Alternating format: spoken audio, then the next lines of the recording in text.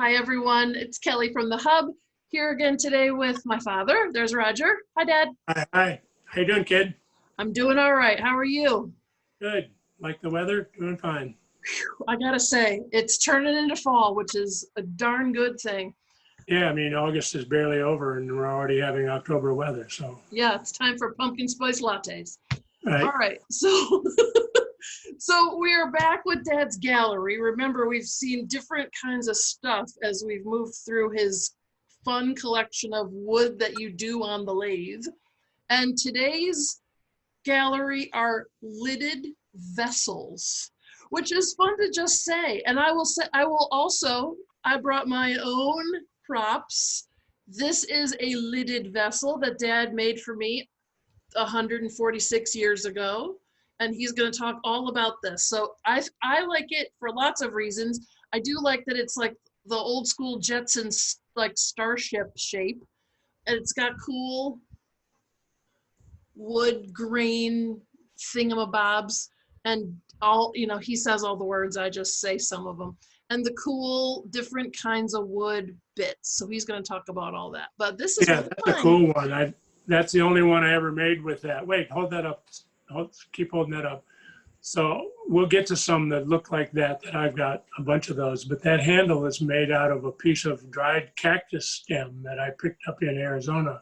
It's called cholla, Cholla, and I used that for the handle on the lid. And show them the lid. I told you Like the other take it day off. that cherry is photoreactive, so that Oh when, yeah. when So it's this is exposed the to the piece light. with the lid off. So it looks like Dad didn't do a very good job staining it. But remember, in you want to talk about that, what that really is?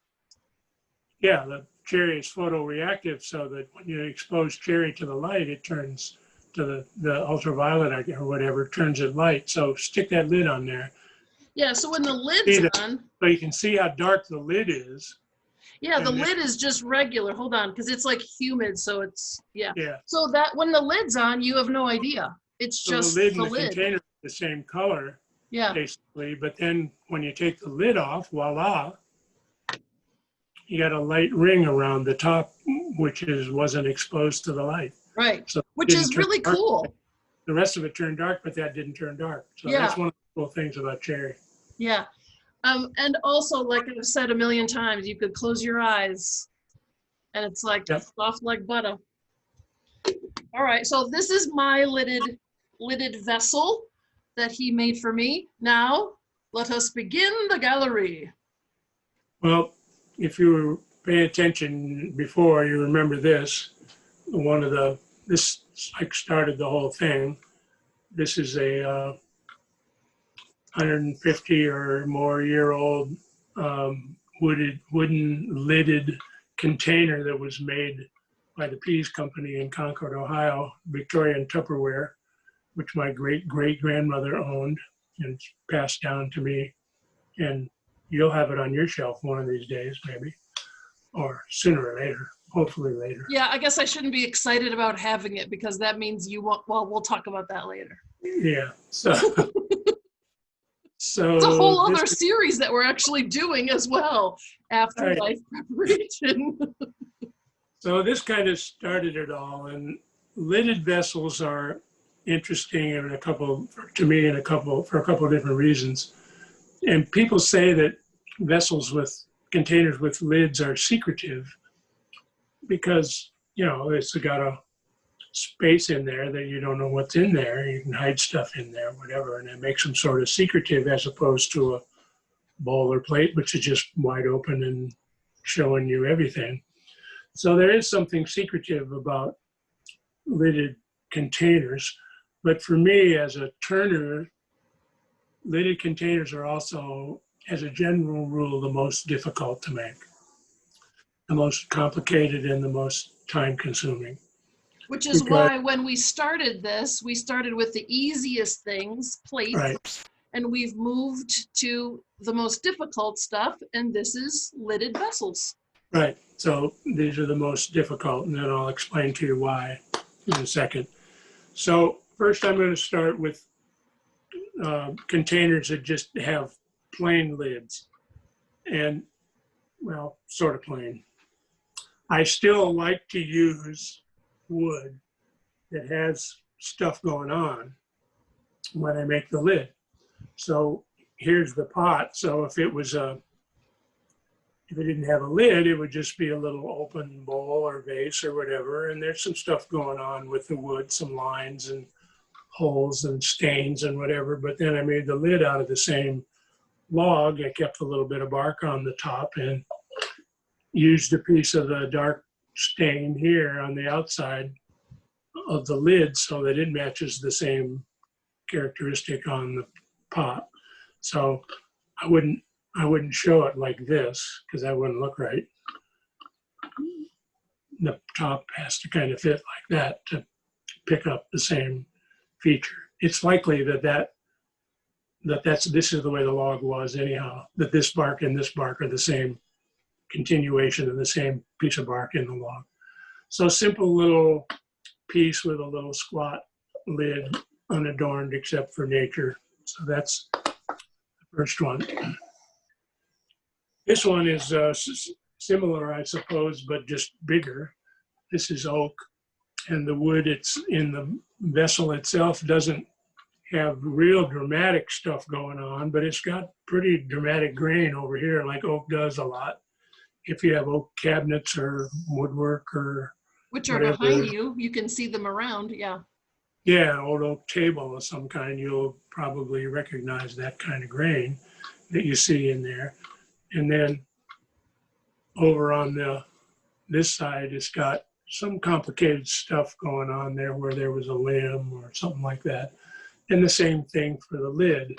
I left a piece of bark here on the lid, or a recess where there used to be bark. And again, made out of the same log, kind of a squat little lid and nothing too fancy going on there. All right, next one.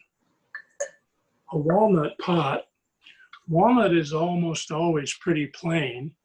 It has some grain going on in there, you can see, but walnut usually doesn't have a lot of dramatic stuff. Walnut burls are rare, and I have some pieces of walnut that have limbs in them, and that gives them a center with concentric rings and whatever.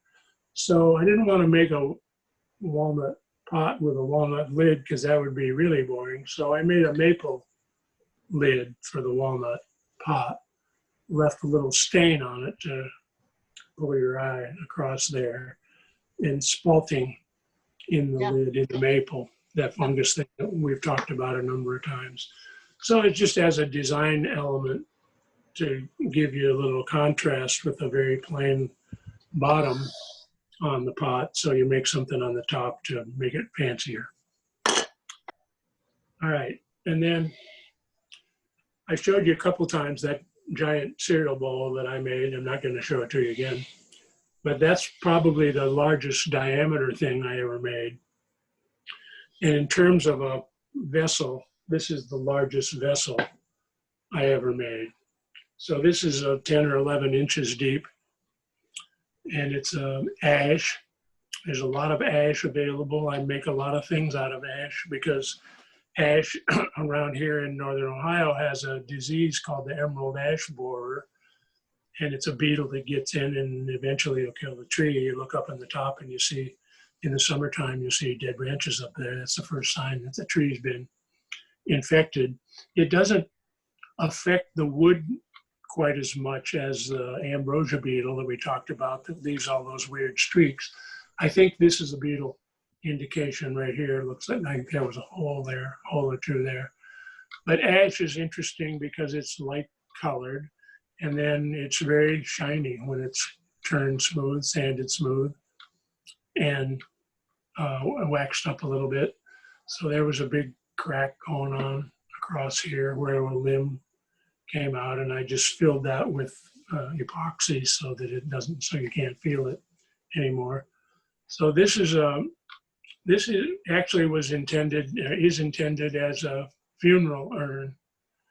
I had some people one time ask me if I could make funeral urns, and I said, well, a lot of the pots that I make could be used for that as long as they don't have holes in them, but they may not be big enough. And I made one almost exactly like this when my favorite aunt died in Arizona, and she was going to be cremated. So I made one like this and sent it to my cousins, and they have it. I know they have it. I've seen it there. I don't know for sure if her ashes are in there or not. Maybe they put them in something fancier, but anyhow. So I made this as a funeral urn, but there's not anything super special about the urn itself, but I wanted to show you the lid. So the lid's a little difficult to get off because it doesn't have a handle or anything. So you can see it's sort of stepped up 3 levels on the lid, but I wanted to, as my father-in-law used to say many years ago, I wanted to gussy it up. So it's got an inlay in the lid. And this is a true inlay because it doesn't go all the way through. So you make the lid, and then you take a tool and you cut a recess in the top. And I had this walnut ring already pre-made, a disc of walnut. So I made the recess just the right size for the walnut disc to fit in, and I glued it in. And I put it back on the lathe, and I cut this recess in the walnut. I already had this piece made, which is spalted maple, you can tell if you've been paying attention. So then I glued that in. So now I've got the maple lid with the dark walnut ring and the complicated spalted maple in there. And then I just treated it all, like we said, treated it all like one piece of wood. So then smoothed it all out. And this one, because different woods have different, they dry differently. This one fails the test because I can run my finger across here and feel it. So in that case, could you, because you're right, some of it dries differently, so it could actually, the grain could pop up or sink down depending on how it works. You could, if you wanted, re-sand it and then finish it again, I would say, right? Right. If it was bad, I would actually take a tool to it, but it's not very bad. I could probably just do that with sanding. So all I got to do is figure out a way to hold this on the lathe, get it spinning, and then I can. Right, because that's the complicated part. Like all those other things that sort of fit on that chuck that you call it, and then it twirls around. But then how do you put that on the chuck? Yeah, that leads me to the point. One of the points I wanted to make is that so I'm making this on the lathe. This recess in the bottom is how I hold it. So I have called a chuck. It's like a chuck on an electric drill, but instead of just shrinking and grabbing a bit, it also will expand. So it has jaws on it that will expand inside this opening on the bottom. And once you get it in there and tighten it up, you can do chin-ups on it and it wouldn't come off. I mean, it would break the wood before it came off. So that's how you hold the bottom while you hollow out the inside. And I'll show you more about this maybe next time or the next time after that if we do, maybe 2 more. I'll show you more about how that works. I'll take some pictures and show you how that works. But so you hold this by the bottom while you hollow out the inside. Trouble is you're going to make a lid that fits on it. So you want a nice fancy thing on the top, but you also want this. This has to be exactly the right size to fit in here. Too tight and it won't come out. Too loose and it rattles around and it's just like sloppy workmanship. So you got to figure out how to do that. And you want it, people take off the lid and hold it in their hands. They don't always pick this up and look at the bottom and go, oh, what's that thing on the bottom? How come it's like that? People don't usually do that. But they pick up the lid and you want the lid to look decent inside. So the question becomes, how the hell do you hold it? Magic. To finish it. And it's tricky. Yeah. It's tricky. I'll explain that again later too. But that's one of the reasons, that's probably the reason that I say that lidded containers are the most difficult, because you have to not only make the bowl part, which, takes a while. Something this big is a lot of work and takes big tools that are a little harder to use. But then you have to make the lid, and you have to fuss around, usually making a custom thing to hold on to the lid while you finish either the inside or the top. So that's why these vessels are more difficult, more time consuming. All right, so all of those are vessels without anything on the lid except a little decoration. And so you'll see what I mean in a second. So here's one. Another piece of cherry, my favorite wood, nice and dark, with a little bit of interesting stuff going on in there, including some light colored sapwood up under there. And the lid is also cherry, but it's all made out of the sapwood. So it's the same log. This is the heartwood, and this is the sapwood. The bark of the tree was right there. But so I did it again for the contrast, but the reason this sort of makes it a different category is because of the finial. So when you have a lid with something on the top like this that you can grab onto, and this of course obviously is also turned out of a piece of exotic that almost matches the color, an exotic called Paduke. So this is the first one that I show you that has a lid that has a finial. And finials are nothing new. When colonial cabinet makers back in the time of our founding fathers made furniture, they often up on the top of a fancy bookcase desk, there would be this scroll work that they called a pediment, and inside the pediment would be a finial. And they did it for decoration. Other people know finials from the tops of lamps. Yeah, on the top of a lamp. In order to access the light bulb, sometimes you have to take the finial off. Yeah.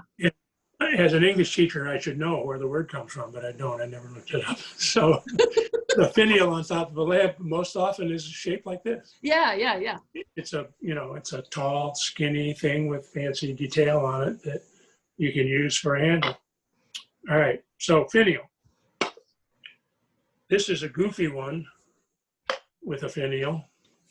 This is a piece of oak with some character going on in the wood. Some of those holes go through. Laminated a couple pieces into it. It's kind of an odd shape. I'm not sure if I like it.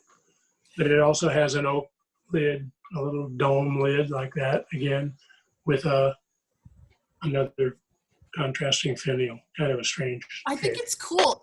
It sort of looks like a little wooded mosque, because I think it's because it has that domed lid with the finial on it. Yeah. Yeah, I think, and I'm going to show you a fourth one with that same shape of a lid. Yeah, that's cool. A little dome thing. This is apple, and you may not be able to see it there, but it's got a lot of complicated stuff going on in the grain. It's just very fine detail, and its contrast isn't huge. Even with this white background, you still can't see it very good. But okay, so if there's anybody in the audience who's watching this right now and who says, wait a minute, what's that finial? And you get the Good Observer Award of the day, because this finial is made from glass. Oh, I was going to say it's either glass or it's like plexi or like a plastic compound. It's glass? That's a rod of glass that's polished and pointed, ground to a point and polished on the end. And okay, so wait, hold on. I have to tell the viewers something. Yes. So what none of you, well, except for the friends and family know. So because Dad is like a serious Renaissance guy, he did a serious glass blowing class. And he had very mixed reviews because he realized that glass blowing is so incredibly complicated. So remember, not just wood he's good at, and he will tell you he's not good at glass. Glass takes a lot longer. I think if you spent as much time with glass as you have with wood, you would be just as good. Maybe, but I don't know. But I found glass. I took a glass blowing class up in Maine, and it was the hardest thing I've ever done. Yeah, and not just like I, a 2 hour glass blowing class. This was like, how long? 6 weeks, a month? it was 2 weeks, but it was 6 or 7 or 8 hours a day Yeah, for this was two like weeks. intense glass blowing. For Yeah, 2 weeks, everything. yeah. And I was So under just the illusion that I could go up there and take a gather full of glass out of the furnace and make something that looked like this. right, right, Make because you understand the concept, and the answer is no. Yeah, and as it turned out, this is about as complicated as I was capable of making.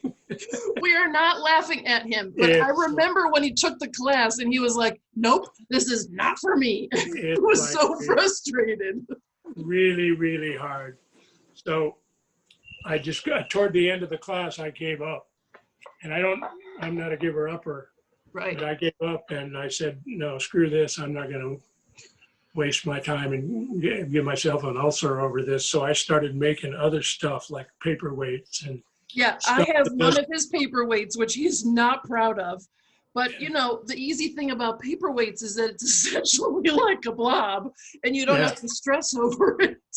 right, the blob. So I started making blobs, and this is another blob that I made. There we go. This is one of the more unusual pieces that I have, because it's so squat, and yet it's also hollow. And it's hollow way back in there, all the Yeah, way back to the that's edge. super hard. A little thicker, of course, here than it is at the top, but it's fairly thin. Not super thin, but fairly thin. I found an oak burl, and you may not be able to see. You see it better this way. Oh yeah. I loved the look of this piece of wood. And when I started making it, I was going to make like an open bowl. And then I said, no, I can make something with a top that's flat and a relatively small hole, and they'll still show off all that character that the wood has. So that's an oak burl. It's got a spalted line through it. Here, it cuts it in half, sort of different. Spalting looks different in oak than it does in maple. I made a walnut lid. It's the same dome shape. I don't know, I'm stuck. And then I put this, what I think is a sort of a graceful looking little finial Yep. on the top. So that, I don't know, that maybe makes it worse, but you can see the piece better. So to me, that piece looks really old. I think it's because it feels really inkwellish, Yeah, not in a bad way, but I think like that, the whole piece looks old because of that for me. yeah, maybe. Yeah, and there's burly stuff going on in here, little curlicues and eyes and complicated little grain patterns and stuff like that. Rays, that oak has rays in it that go like this. So I always like that piece of wood. Jane does not like this piece. She just doesn't like the shape of it. But for me, this is one of my favorites. So hey, whatever. Different And people. that's why it's art. Art is not designed for everybody to like. It's That's about the creator. It's about the viewer. It's about all that stuff. okay. Another piece. I made this piece to show off the wood. I have 2 pieces of this left. When I made this, there were 3 pieces, and I never saw. This is from a soft maple tree. It's turned with the grain. So you're looking at the end grain of the log that way. And it's got this lacy pattern to it that's a little hard to see maybe, but See, we can see it. I stole the design from a friend of mine who has a piece of pottery that's shaped like this and designed like this. So the lid's made out of the same log, of course. So the lid matches with all this lacy weirdness going on. Not high contrast, but I wonder, Oh, yeah. That's better. you can see the complicated stuff going on in the wood. And the other reason to show you this, besides just the wood, is that you can make a finial out of almost anything. So this finial is a bead, ceramic bead that I bought. I bought on a trip to India. So an Indian potter or bead maker. I bought a bunch of them. I've got little ones and big ones and whatever. So I decided to make a little wooden peg, put it down through the middle of the bead to make the finial. I'm not sure I like it as good as I like some other things, but it's different. It's and very cool. One thing, if when I'm done here and you've looked at all this stuff, you say, boy, that guy makes stuff. He didn't make the same thing twice. Stuff Right, is and I think that everything's different.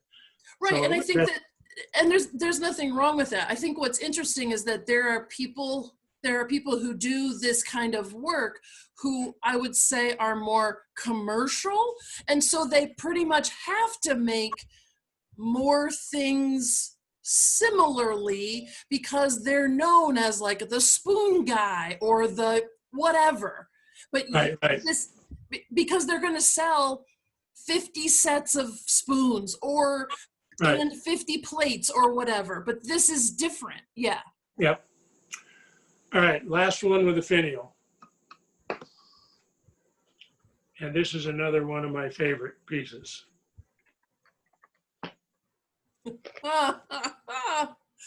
Right, and there would be people who would look at that and say, what in whatever's name is going on here? Yeah, so what's going on really is the same old stuff that's been going on in all the other things. This is more of a tall vase with a narrow bottom, shoulder, and then a narrower top, which is a nice form. It's maple, got nice vaulting going on, some horizontal lines through there, a vertical line over here, wormholes. And when I made this, for some reason, and the lid has the same thing. See the spalting in the lid? Yeah. It picks up the spalting in the piece. And the thing obviously that's different about this piece is the finial. This is a funeral urn for my beloved Labrador retriever named Molly. So her ashes are in here. And there's just something that made me want to make this just tall. I don't know, I'm not a religious person, but some people would think, oh, that's like pointing her to heaven or whatever. But well, I think it's also very feminine looking. Maybe, yeah. And she was not sort of, I mean, as she had her little feminine, cutie, adorable moments too. Yep. So, and this is ebony.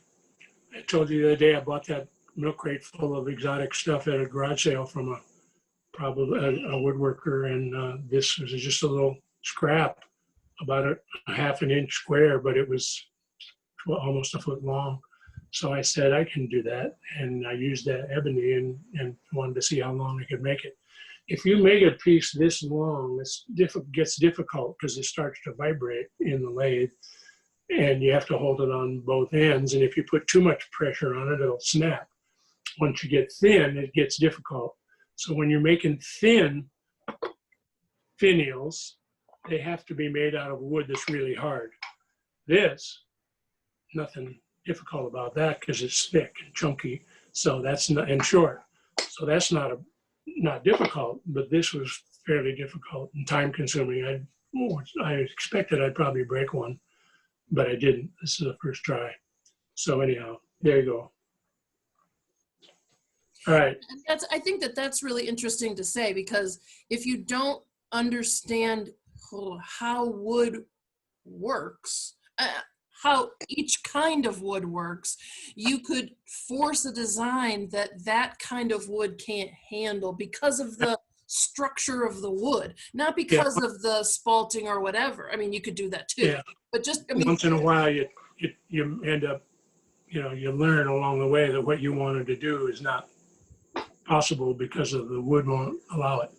If you want to make a bowl that's super silky smooth, like you talked about, you don't use walnut. because walnut it can't get that smooth. It just can't. You can sand it forever and it'll be smooth, but it won't be as smooth as apple or cherry or plum or. Right, because that's just the nature of the beast. I mean, they make Not hard enough. Right, you always talk about that ash is really hard. That's Right. why they make wooden bats out of ash, because it's designed that way. You would never make a bat out of pine, or you wouldn't. I mean, have you turned pine? Pine, yeah, I guess I've turned some pine. Usually I use pine for accents because pine is like that too. Yeah, because pine's soft. Yeah, the end grain of pine, you can never get as smooth. Yeah. All right. Somewhere along the way when I was turning lidded containers and making them with finials, I said, well, what else do I have that I can use as a finial? So this is not the first one, I'm sure, but a good entry point for making one with a finial. And I'm sure when you're looking at that from where you're sitting, you're asking yourself, well, what the heck is that? Because it's all irregular, it's asymmetrical, it's not round. Looks like it could be rock. Is it rock? No, it's driftwood. Oh, okay, yeah. It's a piece of driftwood that I picked up on the beach in Georgia, and it's probably from a tree called live oak, and when it's very, very hard, and when you put a little bit of oil on it to finish it, it turns black, almost black. So the thing about this one that's interesting is that you can maybe see on the camera, look right here. What do you see right there? See those are those barnacles? The barnacles. 2 or 3 little spots on there. Those are little barnacles that were on the wood, on the driftwood. So it spent enough time in the water for barnacles to attach to it before it got blown up on the beach. And for me, again, somebody might say, God, that's ugly. It's not symmetrical. It's not shiny. Doesn't show your work. You didn't do that. You just scabbed it on there. But for me, again, it shows the beauty of the tree, of nature, whatever. And the fact that this piece of wood was lying on a beach somewhere, floating in the water long enough. I got all kinds of bark things going on here and whatever on the lid. That just adds to its interest. The fact that it has barnacles growing on it, it's natural.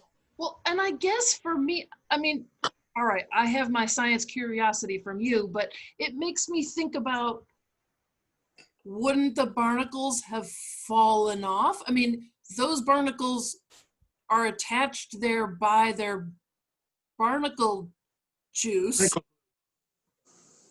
Barnacle glue, it's sort of like it's in that same category of weird natural phenomena like beetle pee.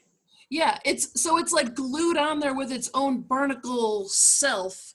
Barnacles attach themselves to the bottom of warships and yachts and canoes and whatever that are left in the water very long. Yeah. And it's almost impossible to get them off. The barnacle is no longer in there. It's a little polyp like coral. Right. It's in the same family as coral and make a coral piece out of its shell.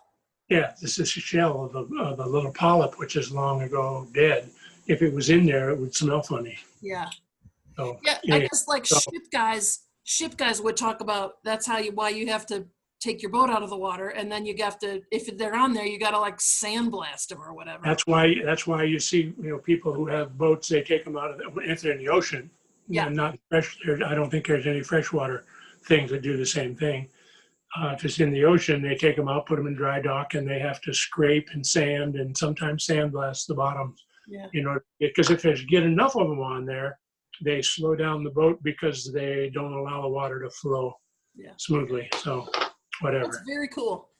All right, so that's the first one with a driftwood finial. A little guy with a driftwood handle. Ta-da. So this is a piece of oak that's very plain, except it was from a hollow tree, so the rim around there where I've hidden by my finger, the rim around the edge, which looks a little rough, is from the hollow part of the tree. But the oak is very, very plain. It's got a color line down at the bottom from spalting. But I like this little piece of driftwood, and this has brass pins in it to hold the lid, hold the handle to the lid. You can see the little pins. Oh, yeah. About the size of a toothpick. So there's different kinds of ways that you can attach the handles. Sometimes, finials are just, you drill out a hole and glue them in. But then other kinds of things you do slightly differently. All right, so there's one. Here's one of my favorites.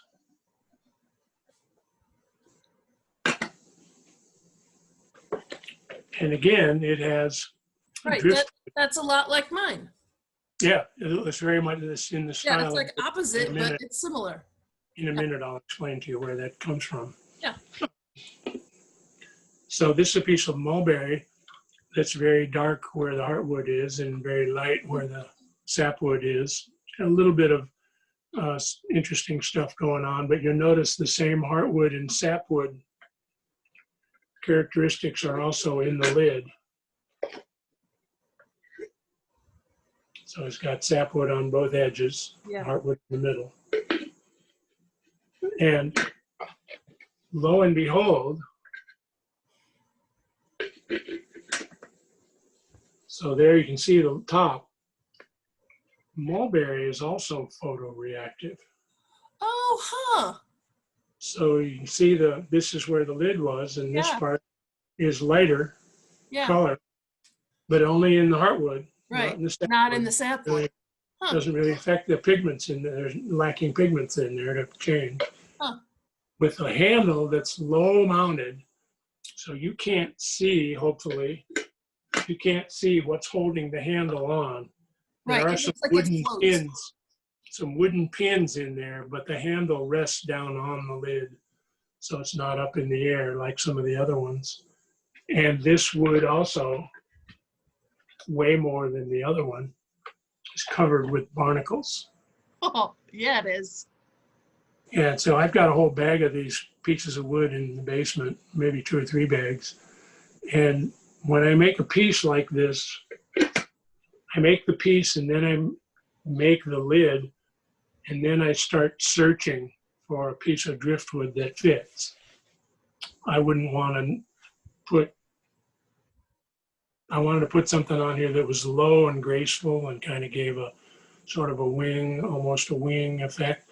And it's similar in design, like you said, to the one that you have. Yeah. That's cherry and this is mulberry, but the design is pretty similar. Yeah. And I like this low squatty lid that has the invisible attachments. Most of the pieces that I make have something that in front of my face, you can see this piece that attaches it is ebony. Yours has a trapezoid underneath made out of ebony, a thin piece of ebony, and the trapezoid is attached to the lid, and then the handle's attached to the trapezoid. So, yeah, a different way to mount it. Yeah. Like I said, every piece I make is a one-off. I mean, it's like I'm just always experimenting with different ways to do stuff, and that's part of the fun for me is the experimenting. So, all right. Where did this idea come from? I was in an art gallery, a guy that sells Asian woodblock prints. And we have a couple of those in the house. And he had a pottery vessel sitting there that was probably from the 19th century that was shaped just like this. Yep. And it was, I don't know if it was raku. I'm not sure exactly what kind of pottery it was, but it was kind of dark gray and a little rough, sort of almost like cinders. But it had this form, which probably was lower, this lower form of going out to the shoulder and then coming back in like this.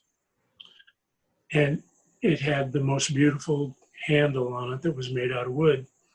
And there was some straw or some kind of a vegetable vine or something that somehow, I don't even remember now how, attach the handle to the lid. The lid was also pottery.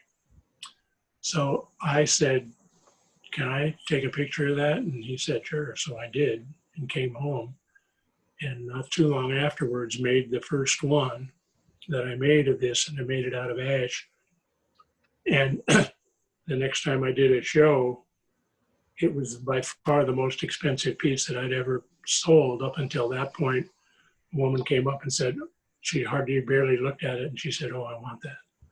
And she paid full price for it. And I was like, what would people think? That's nice. So I made this, I made another one. I made this one, and this is cherry. And the weird thing about this is there's enough sapwood on the top of the piece that it didn't turn much darker, but the lid, which was made from the same timber, turned darker. This is full of ant holes all along there. It's got a couple little surface drying cracks in it, but that's okay. And it has a brass mounting to hold the lid. And the handle is rosewood, which I had some scraps of. And I think it probably took me 2 hours to make the handle. Just saw this out, get the curvature just right. It's obviously turned up on the ends. It's thinner in the middle than it is on the ends. But when you do it this way, you look at it this way. My visual aids are not very good today. When you look at it this way, it's also thinner in the middle than it is on the ends. That's in super cool. In this dimension.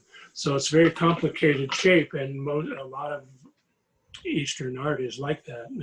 Asian art is, those guys were, and women were doing stuff not years ago or centuries ago, but millennia ago, yeah. They were making handles like this out of jade.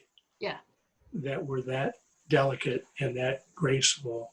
And I have no idea how they did it before tools got so sophisticated. But anyhow, so this is one of my favorite shapes. And you've seen it now at least three times.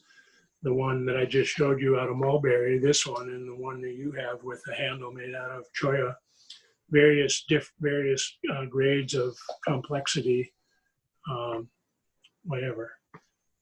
And it's a shape that I like, and it's complicated to make because of the complexity and the time involved in making the handle and mounting it correctly and making a thin lid that's all finished on the inside and whatever. A lot of steps, a lot of complicated stuff. So, but I like doing that. When you're done, if you remember back at the beginning when you asked me about why do I do this, and the answer was it's concrete.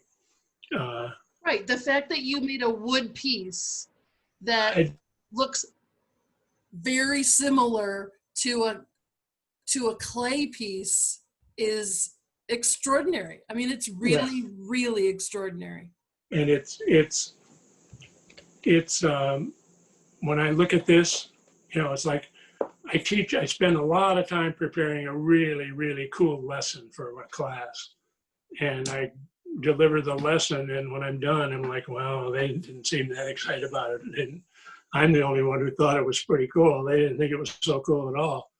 But when I make something like this, I spend hours and hours and hours making it over a period of a couple of days or more.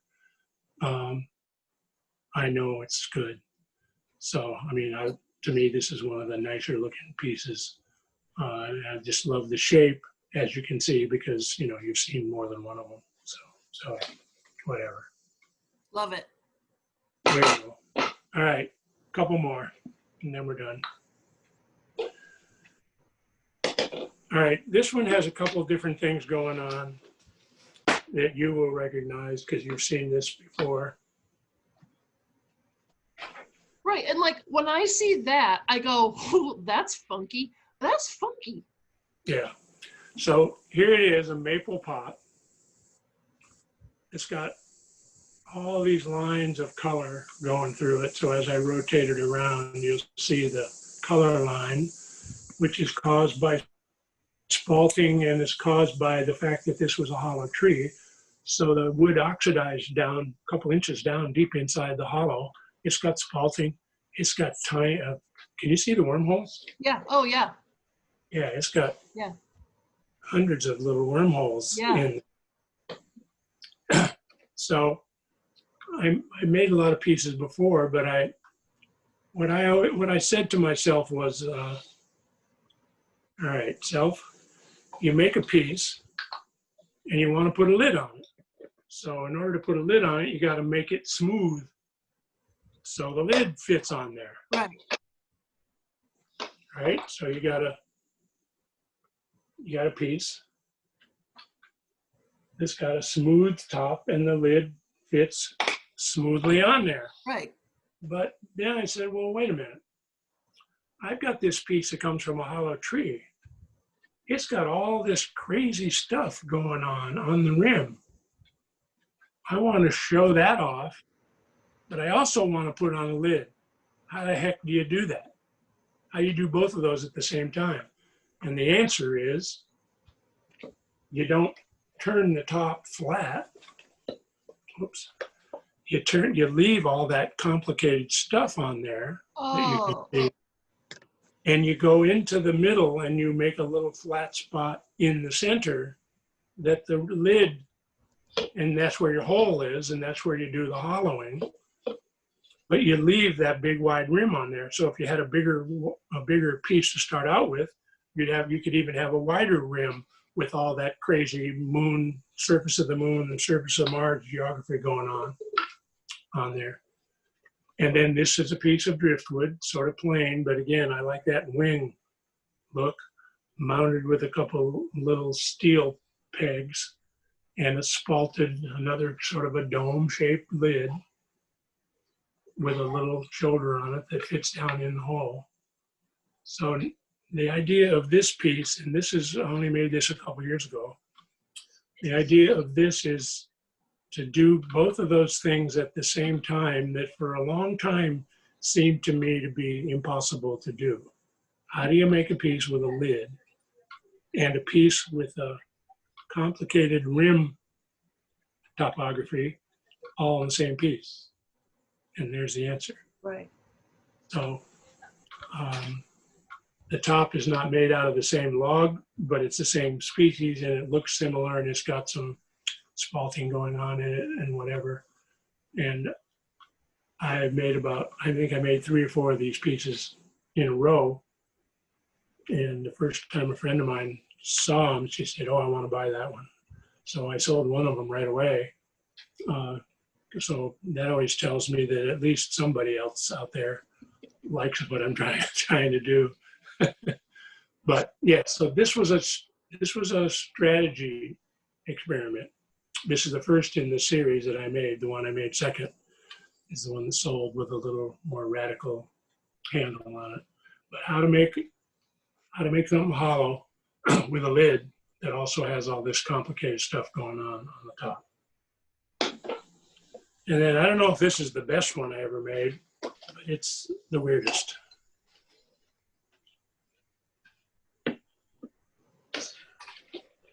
Same idea.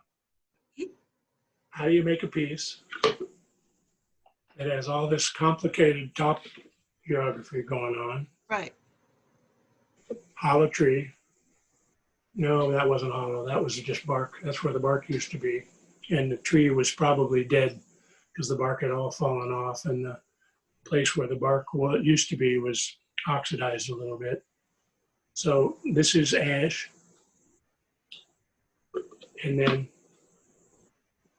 I got tired of making those simple wings that go in both directions like this last one. So this lid, the wing goes in both directions. I had this weird piece of driftwood and I said, wonder how that would look. It looks like a hatchet. I still don't know if I like it or not, but it's weird. Yeah, it looks like a hatchet. Yeah, sort of looks like a hatchet. Yeah. But it's attached. It's attached directly to the lid with some invisible pins. So you can't see how it's Oh, attached. yeah. I like that idea that you can't always see how the piece is put together, but you see the complicated stuff going on the rim. And then there's spalting in this maple lid that I put on the ash vessel. Got a hole in it. That hole goes through. Look at that big chunk, Crack. that big stripe. This is a place where the bark used to be that I left Wow. on there. And this driftwood, I don't know, this may be live oak driftwood, but instead of putting a finish on it, putting oil on it and turning it black, I just left it the silver gray that it was when I found it on the beach. And this has you can't see it there. This has a piece of a dead limb that was sticking out right here that Oh, went wow. through. So there's more complicated stuff going on this than you can even see. And so since that's driftwood and you didn't oil it, it's still, okay, I might not use the right word, but it's still like almost fossilized enough because it's been out in the elements that it will stay like that pretty much for a long time, Oh, right? they'll stay like that forever. Yeah, okay, This that's what I thought. Yeah, okay. it's weathered. I'm Weathered, not, okay, that's I better said, I than think it's fossilized. live oak tree because of the some weird things about the grain and stuff that I recognize, but I'm not sure. But when driftwood gets, lays up on the beach, it's exposed to the salt water a long time, and then it lays up on the beach and dries out and bleaches in the sun. It actually does bleach. The sun ultraviolet kills the pigments in there and takes the pigment, bleaches out the pigments. And the salt And it'll stay also cures it, right? Like the salt sort of sort of. like it would I'm like not a exactly. I'm not exactly sure of the process. yeah. There actually might be salt in the pores of the wood that helps to make it whiter. Yeah, I'm not sure, but anyhow, it'll stay like that for a long time. that's awesome. And this was probably, this tree could have been blown into the ocean 50 years ago. Who knows? Yeah. There's a big log that was laying on the beach and had a couple pieces that broke off easily. So there you go. So from simple little covered pots to weird stuff like this, um, I think you probably said before that, well, the things that I showed you the first day were like crafts. And as we go along, we get more to art. Yeah. So I don't know, is this art? Maybe, but it sure is. It's weird and it's one of a kind. And like I showed you with some of the other ones, I'm not, and I said before, I'm not averse to stealing a design from somebody. I make pieces all the time that look like pottery that I've seen or other things that I've seen, and that Japanese looking vessel with a low handle on it. I blatantly stole that design and adapted it to what I do. But these, I've never seen one quite like this before. And I've seen a lot of turnings. I got a bunch of several art books that are full of turnings that other people have made. And some of them were in the Smithsonian and some of them are just people that are widely recognized. And I've seen a lot of stuff out there, but I've never seen anything quite like this. So anyhow, this is my claim to originality and nothing else. So I think that's about it for lidded vessels. Secretive, complicated, time-consuming to make, interesting, lots and lots of ways to add variation depending on the materials and the design that you want to do, from tall, graceful funeral vessels like this to weird things like this. So there you go. It's wonderful. I mean, to be able to show the variety and talk about wood and the technique, I'm not saying that any other art type is easier than another, because it's all about what you can do as the artist. But Yeah. but there's no way on this planet I could do that, because that's just not, my brain doesn't work that way. And so Yeah. for me, I'm always in awe. The other thing about it, any art is confined only by the imagination of the artist and the ability of the artist to make the materials do what they want. But the thing that I would say is, I don't know if it's unique to woodworking art or not, but sort of seems to me like this is at least a unique feature, is that the materials in what I'm dealing with, the materials I'm dealing with have a life of their own. Right. You can make this, you can design that piece out of pottery and then add glazes and color and decoration and whatever up to the limits of your imagination. And I can do the same thing, but I'm also, like I said before, what I do is exposing what's hidden inside already. Right. If I feel like adding stuff of my own, I can. I add a glass finial. I add a little brass mounted handle. I do, that kind of stuff. But my starting point is always what's in the wood. Right. And We've never really said this, but I think we should make it clear, is that, I mean, we've sort of alluded to it. You oil or wax or whatever, the most minimal amount of finishing that people sort of know. None yep, of these things are, there's no stain in this. So you right, could, I mean, you could mimic this in a piece of wood, but that would be using stain like you would use glaze on pottery. But this right, is the way the wood is. And so I yep, think that's another huge differentiation. There could be people who do this who are also, okay, this is a weird word to say, but I guess stain masters, and that they could create a staining art that way. yeah, there's there's a group of wood artists out there that turn stuff like this, and when they come up with a piece that has a hole in it like this, they lay it down on the bench and they fill that hole with epoxy that's got shredded colored stuff in it. Yeah.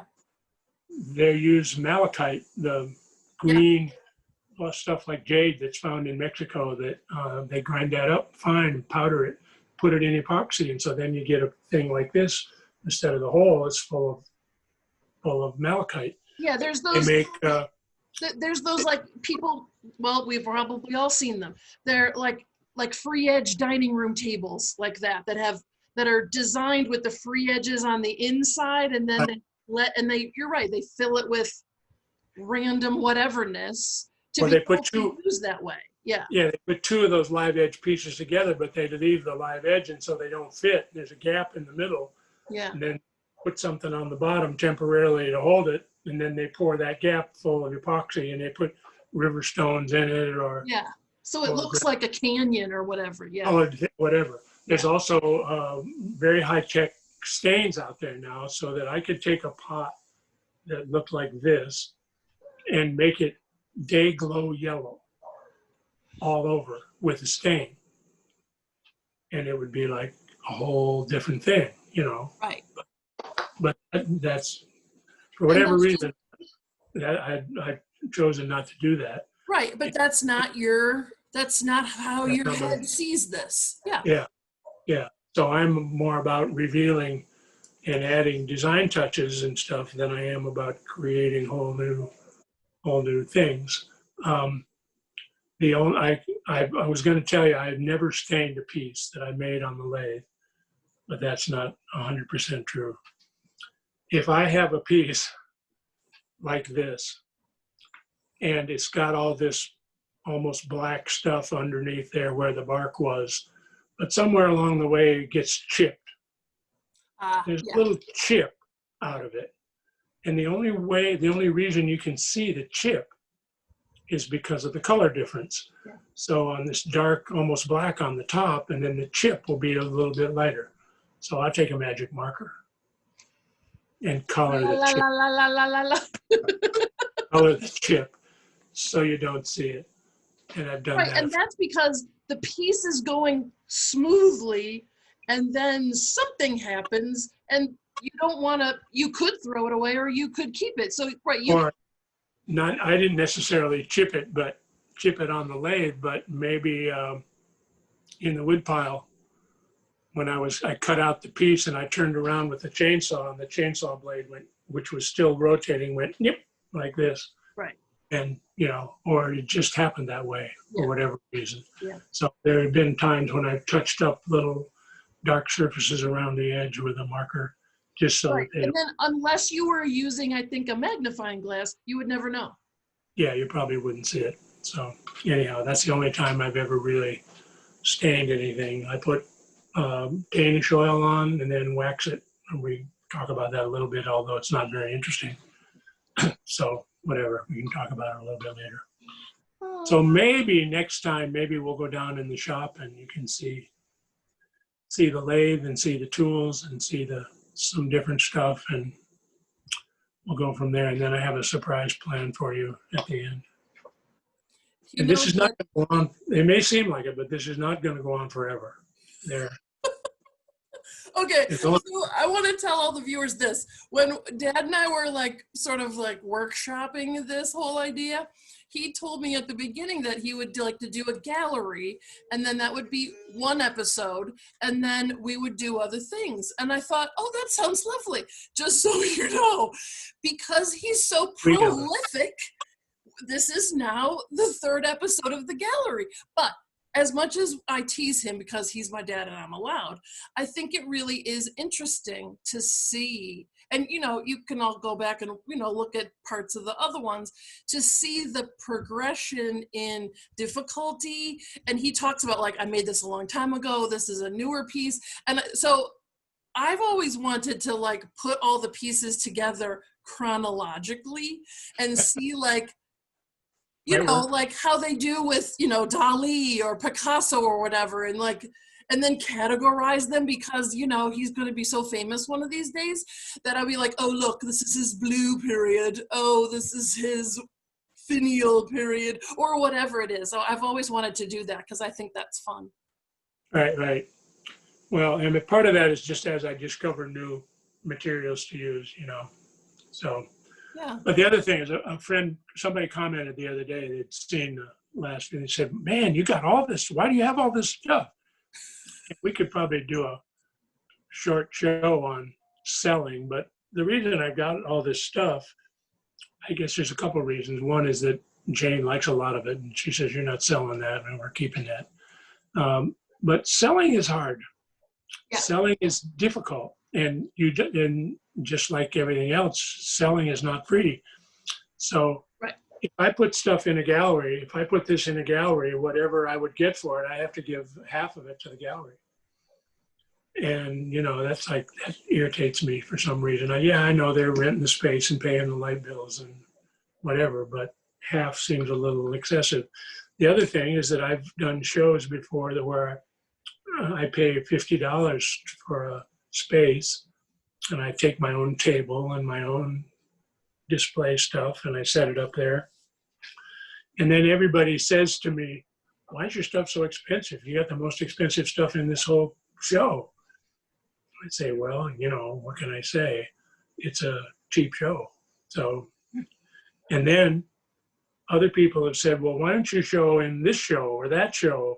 And these are juried shows that are, very long-standing, well-respected art shows.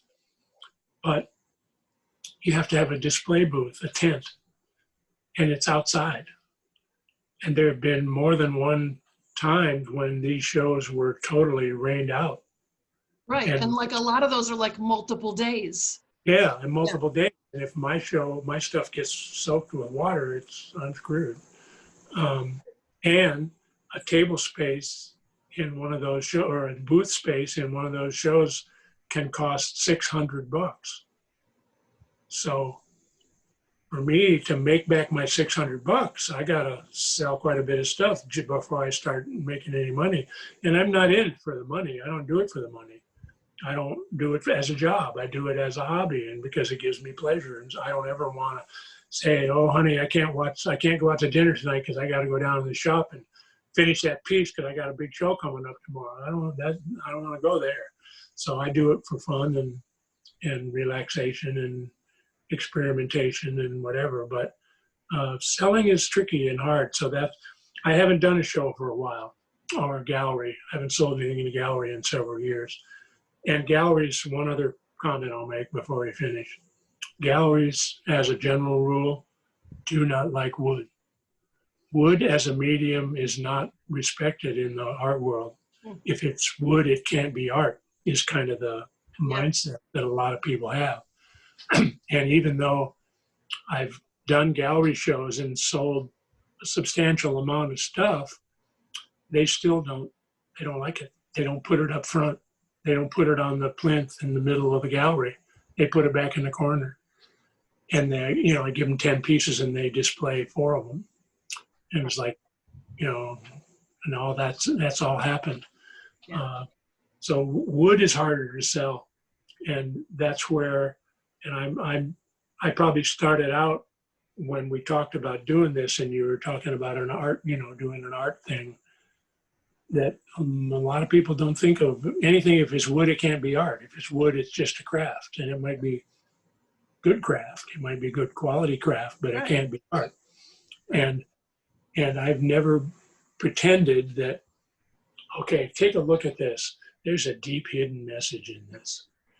Like somebody would say about Picasso's Barcelona mural, whatever. Yeah, it made a political statement. It made an artistic statement. It made, ain't no statement here, folks. This is just a beautiful piece of wood that I tried to make as beautiful as possible by adding what I know how to add. So yeah, so in that sense, it's not art that is full of metaphors and messages and whatever. It's so it walks that fine line between art and craft, and wood is not seen by most people. If you say, okay, show them 10 different things made out of 10 different mediums and say which of these are not, don't qualify as art, and 9 out of those 10 people would pick a wooden one and say, get it out of here, that's not art. So, and I think that one of the other things the only other thing that I can think of that might be in that category would be fabric. I think that there's some fabric that is, but I think people who do fabric art are also in that sort of funky category. Right. But I would agree with that art or that fabrics are probably don't get the respect either, even though there's some spectacularly gorgeous fabric out there. But the other thing, you see multimedia stuff. So people go to the dump and they pick up a bunch of junk, and they put nuts and bolts and fabric and soup cans and tires, whatever. Mount it on a board and call it art. Well, I'm not sure I get that. I think this is more art than that is. But there's a lot of, the whole thing, you could go on and on and on. I guess I am about what's art and what's not, and people wouldn't agree. So that's okay. If you like it, you like it, and if you don't, okay. Yeah, that's sort of. I mean, I'm never gonna say I'm an aficionado on that stuff. But for me, is if I like it, I like it, and if I don't, I don't. And if other people like what I don't, that's glorious because they like it. Right. Yeah. So ultimately, I'm not doing it for you. I'm doing it for me. Right. So if you like it, okay. If you don't, okay, that's okay too. So. Right. And I think for me, that's why you are an artist, not a craftsperson. For me, that's the line. If you are doing it for other people, for me, that's craft. Yeah. I mean, I have a wooden spoon guy. And when I need wooden spoons, he's the guy I call because he's super good at wooden spoons. That's pretty much all he makes. Yep. And he makes stuff that's beautiful. Heck yeah. I But have if some it's, nice wooden spoons. yeah, but if it's utilitarian, most of the time Right. people say can't be art because it's useful. Right. And then that's where the fighting line is. Yeah. Right. That's the whole thing. Yeah. See, Right. we're back. We have made the circle full. Right. And people say to me, well, what am I going to use this for? I say, don't use it. Just love it. Right.